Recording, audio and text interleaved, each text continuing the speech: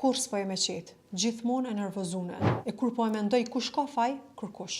Fjali nga nana një fëmije me nevoja të veçanta. Prezenca një fëmije me autizëm, Down syndrom apo aftësi të kufizuara fizike është sfidë jo e vogël për prindërit.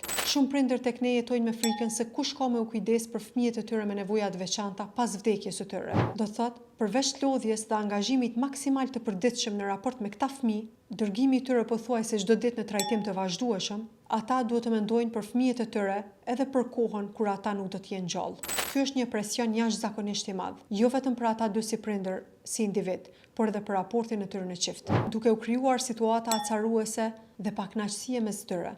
Kulumtimi i realizuar në vitin 2023 nga Sara Sadiki dhe Luljeta Bexheti nga Universiteti Shtetëror i Tetovës tregon se ka dallim të raporteve të prindërve që kanë fëmijë me nevoja të veçanta dhe fëmijëve me zhvillim tipik.